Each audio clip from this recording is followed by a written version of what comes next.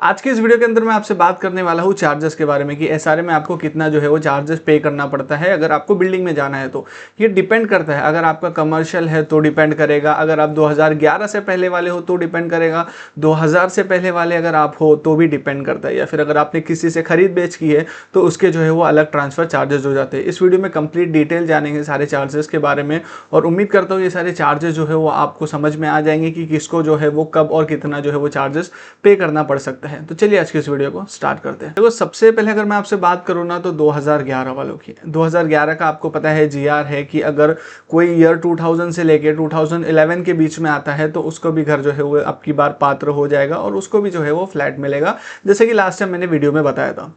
तो बात आती है कि 2011 वालों को जो है वो क्या फ्री में घर मिलेगा? नहीं, उनको जो है वो 2.5 लाख रुपए भरना पड़ेगा। अगर आपका डॉक्यूमेंट जो है वो वोटर आईडी या फिर आपके पास कोई भी अगर लाइट बिल होता है 2011 से पहले का है तो आपको जो है वो 2.5 लाख रुपए एसआरए के अंदर जो उनकी जो लीगल फीस होती है वो फीस आपको जो है वो पे करना है। उसके बाद जो है वो घर आपका पात्र कर दिया जाएगा। ये आपको पे करना जरूरी होता है, बिना ये पे किए जो है वो आपको घर पात्र नहीं किया जाता है। एट दैट टाइम आपको जो है वो उसको होल्ड पे रखा जाता है। अब बात करते हैं ईयर 2000 से पहले वालों के लिए। ठीक है, अब इसमें भी दो कंडीशंस आती है। एक कंडीशन ये हो सकती है कि 2000 से पहले से लेके आज तक का वही व्यक्ति उस घर पे रह रहा है तो उसको जो है वो फ्री ऑफ कॉस्ट घर यहाँ पर मिलेगा। ये एक एसआरए का रूल है। लेकिन अगर किसी व्यक्ति ने 2000 से पहले से वो यहाँ पर रह रहा है, ठीक है, बट स्टिल उसने किसी को घर बेच दिया दूसरे को, और जिसको भी उसने घर बेचा उसका डॉक्यूमेंट जो है वो 2008 या फिर 9 का उसका जो वोटर आईडी है, तो इसमें कितना चार्जेस किसको पे करना होगा?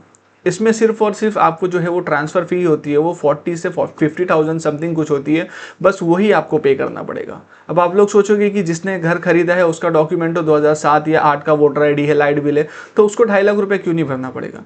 लेकिन जो उसका ओरिजिनल जो स्टार्टिंग ओनर है वो एक्चुअल में 2000 से पहले रहने वाला ओनर है, तो उसको ये जो फ्री ऑफ कॉस्ट घर जो है वो मिलेगा एसआरए के अंदर। तो उसने घर अगर उसको बेचा है तो लेकिन जो जेन्युइन जो फर्स्ट ओनर है वो 2000 से पहले का, तो उसको फ्री में घर मिलेगा।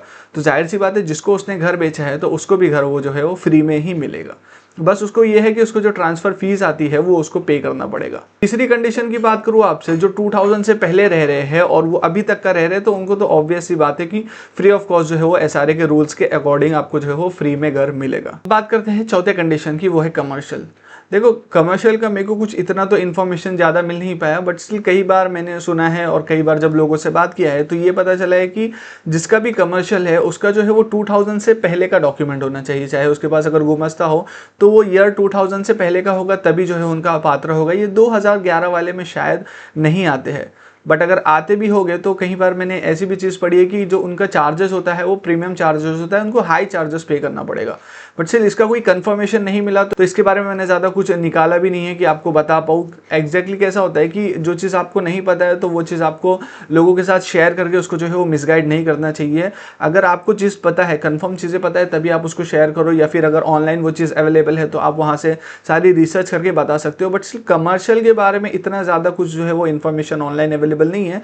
जिस तरीके से जो मैंने सुना था 2000 पहले का अगर होगा तो ही उनका जो है वो कमर्शियल माना जाता है, और जो उनका जो कमर्शियल का जितना स्पेस होता है सेम एग्जैक्टली उतना ही स्पेस जो है वो उनको बिल्डिंग के अंदर मिलता है। लेकिन ये कमर्शियल की चीज़ जो है वो आप किसी एक एडवोकेट से या फिर जो एसआरए के ऑफिसर्स होते हैं उनसे एक बार जो है आप वेरीफाई और कंफर्म करवा सकते हैं। तो ये 4 कंडीशन ही होती है मोस्ट ऑफ द टाइम। 2011 वालों से पहले, एक 2000 से पहले अगर किसी ने खरीद बेच किया है तो उनका, और ये फिर चौथी कंडीशन ये। एक और कंडीशन यहाँ पे ये है कि अगर समझो किसी व्यक्ति का डॉक्यूमेंट है 2000 के बाद का है, उसने ठीक है 2000 के बाद में घर बनाया या घर जो है वो जगह पकड़ के जिस तरीके से भी उसने घर को बनाया, और किसी व्यक्ति को उसने घर बेच दिया 2000 के बाद और 2011 से पहले, और जिस व्यक्ति ने उस घर को खरीदा उसका भी डॉक्यूमेंट समथिंग अराउंड 2011 से पहले का ही है, तो इस कंडीशन में क्या होगा कि उसको फ्री में घर मिलेगा या फिर उसको 2.5 लाख रुपए भरना पड़ेगा। हमने 2000 वाले में ये कंडीशन देखी थी कि उसका जो है वो बेसिकली 2000 से पहले का है तो वो फ्री ऑफ कॉस्ट में उसको घर मिल रहा है। लेकिन 2000 के बाद में अगर उसने सेल एग्रीमेंट किया हो या जो कुछ भी किया हो तो उसको 2.5 लाख रुपए पे करना ही पड़ेगा। आई होप कि ये कुछ चीज़ें थी जो मुझे आपके साथ शेयर करनी थी कि आपको ईजिली इसमें सारी चीज़ें समझ आ गई होगी। Thank you so much.